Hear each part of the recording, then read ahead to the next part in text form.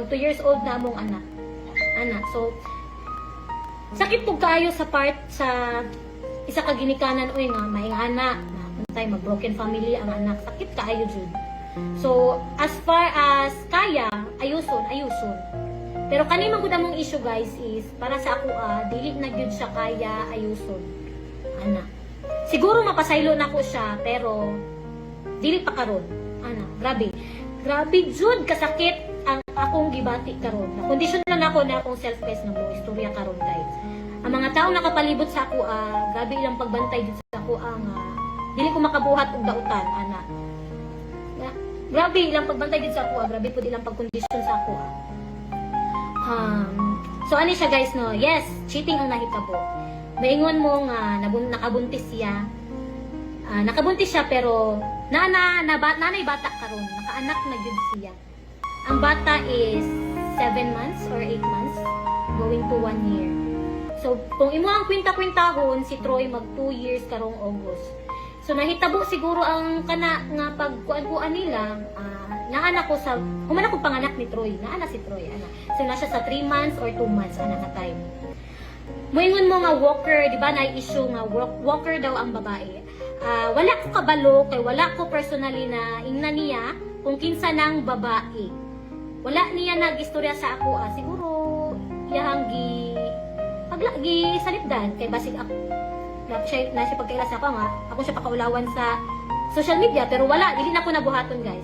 Ang ako is dili naman ako mag-statement pero kay daghan kayo mga issue ng gawas kay gisakyan lagi. Ang ako ang gina-post last time is mag-imot-imot ko kay ang ako manggod as a content creator mo. Ingon ko nga content creator na jud ko kay naga-vlog naman ko di ba. Ang ko manggod is naga-post na jud ko everyday. So lain ko mag-post ko nga karong adlaw nga ug happy ko nga dili man ko happy. So ang ako is nagpakatotoo ko. Sad ako mga post, cryptic post, wala ko nagbanggit nga nagbulag mi or unsa. Wala pa ko nag-ingon nga nagbulag mi or unsa na may cheating na hitabo or unsa. Naa lang toy sa isa ka account na nagpost nga naay ning saysay dito sa kanang apang hitabo. Nagibanggit dito, most of nagibanggit dito is siguro tama sa base sa akong source nga nahibalan. Pero katong giingon nga walker nga mo gipaglaban niya sa iyahang point kaganina nga dili walker daw or wala niya giingon na walker tong girl. Siguro dili walker ang girl. Pero unsa tawag nimo anang nagpatol ka og lalaki nga kami naman mi sa open relationship since namin sa social media. And di po ko moingon nga content lang ni or love team lang mi sa content kay naaman mi anak. Di ba? So kana siya is actually kay nakabalo na ko sa babae karon pero dili na ko siya i-name drop, dili na ko siya ibanggit kung kinsa siya. And kung natanaw man kasi ako ang video karon, kaila ka kung kinsa ka. Lang. Ang akong maingon sa imuha,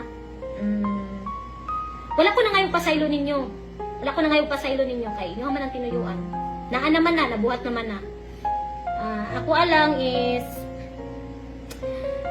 basta din ako mag-message sa imuha.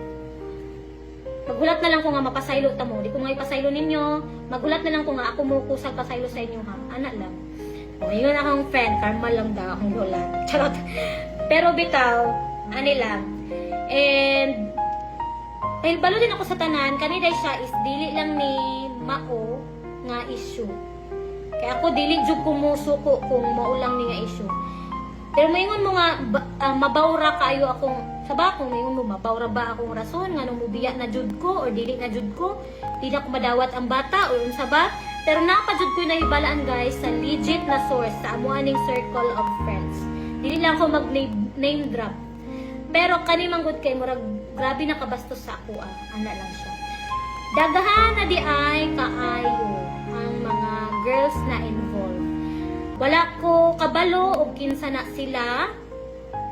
Kung naaba ko'y kaila anak nila personally, nagka-istorya na ba mi anak nila, kabalo na mo o kinsa mo. Lang, gibastos ko ninyo. Grabe inyong pagtamak-tamak sa ako.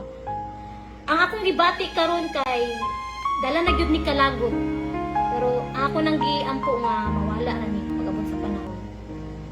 Mapasaylo ra ta mo bisag ba mo nang ipasaylo sa ako. Lang. Siguro wala ko'y karapatan, unsa ba? Wala ko'y karapatan kay wala ko gipakaslan or unsa. Unsay pagkuan ninyo sa ako Wala ba ko'y karapatan kay wala ko gipakaslan, mao nang giing-ani ko ninyo? Or sa part ni Marky nga wala na gyud siya nahigugma sa ako, ay kapila na ko niya gusto biyaan, pero ako gyapon ang nagsigig pugos sa akong kaugalingon. Yes guys, tinuod na. Tinuod na.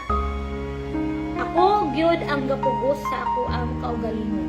Grabe jud kasakit ang gibuhat nila sa ako guys. And wala ko kabalong anong gibuhat ni nila sa ako Pero sa tinuod guys, kaning na kaanak si Marky sa lain, siya mismo ang nagstorya sa ako ani. Ano? Istorya niya sa ako, gipakita niya ang DNA test. Pero wala jud mi nagtarong og istorya or wala mi nagtalk sa private about ani. Nganong nabuhat ni niya, nganong gibuhat niya siguro magdita gyud ko or unsa. And unsa pa man akong wala nabanggit diri. Basta na-open ako ni siya guys kay grabe ang pangutana sa ako sa social media. Dahil kayo na mag-message sa ako and gusto na ko isahon lang ni siya pagtubag para wala na magsigig pangutana kay sakit kaayo nga kanang asa ganito niyo makitaan tapos mingon mo sa pang mama asa si Marky tapos pag isa-isahon patamog tubag magsige na lang gyud kog hilak dili ko ka move on.